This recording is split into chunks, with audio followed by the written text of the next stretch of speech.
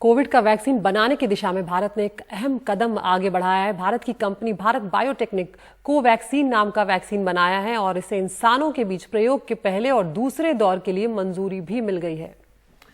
बिल्कुल, और drugs controller general of India DCGI ने ये इजाजत दी है। ICMR और नेशनल इंस्टीट्यूट ऑफ वायरोलॉजी के सहयोग से विकसित हुआ है। परिमल हमारे साथ है। परिमल, कितना समय ह्यूमन ट्रायल के लिए मंजूरी मिली है? अब ह्यूमन ट्रायल से इस वैक्सीन को बाजार में आने में, लोगों तक अवेलेबल होने में कितना समय लगेगा? और ह्यूमन ट्रायल्स का मतलब है कि एक स्तर पर यह वैक्सीन सफल हो गई है, अब ह्यूमन ट्रायल्स के बाद ही इसकी उपयोगिता या इसकी जो क्षमता है उसका पता लग सकेगा। निश्चित तौर पे पहले शशांक ये होता है कि आप जानवरों पे कोशिश करते हो, जो जानकार बताते हैं कि पहले ये देखा जाता है कि कहीं इसका साइड इफेक्ट तो नहीं है। जो प्री क्लिनिकल ट्रायल होता है तो उसमें सफलता मिली है। मार्च में हमें पता है कि पहली बार वायरस जो है वो केरला में मिला था और जिसको NIV पुणे में टेस्ट किया गया था और पाया गया था कि कोविड पॉजिटिव मरीज हैं जो विदेश से आए थे।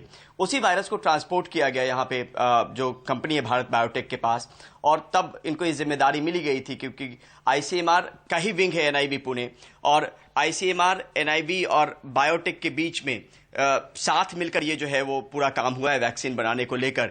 तो एक अहम सफलता जरूर है क्योंकि प्राथमिक सफलता आपको मिलती है, उसके बाद ह्यूमन ट्रायल की इजाजत आप मांगते हैं, यानी शुरुआती नतीजे जो हैं वो बेहतर मिले हैं। उसके बाद अब अगले महीने से, मतलब 2-3 दिन बाद से जुलाई महीने में वो ह्यूमन ट्रायल शुरू हो जाएगा, यानी लोगों को देने की कोशिश और कवायद का सिलसिला शुरू होगा और उसको देखा जाएगा कि किस तरीके से असरदार है। असरदार को लेकर कंपनी की तरफ से यह भी बताया गया और पहले भी ये खबर आई थी भारत बायोटेक की तरफ से कि इस तरीके की चीजें हो रही हैं। आमतौर पे कहा जाता है कि आपको सालों साल लग जाते हैं किसी वैक्सीन को डेवलप करने में, लेकिन यहां पर 3 महीने के वक्त में प्राथमिक सफलता, पहली सफलता जो है वो भारतीय कंपनी को मिली है इस तरह के वैक्सीन को डेवलप करने में लेकर, जिसमें प्री क्लिनिकल ट्रायल में वो पास हुआ है। यानी जब जानवरों पे उसको एक्सपेरिमेंट किया गया, आमतौर पे कहा जाता है कि मंकी पे पहले एक्सपेरिमेंट उसको किया जाता है ताकि कोई अगर साइड इफेक्ट है तो पता लगे। अब ह्यूमन ट्रायल की बात है जो जुलाई में शुरू होगा, तो 2 महीने का वक्त कम से कम मान के चलिए कि वो पूरे नतीजे आने में या ट्रायल्स के रिजल्ट आने में वो लगेंगे कि किस तरीके से ये कारगर है और कितना कारगर हो सकता है।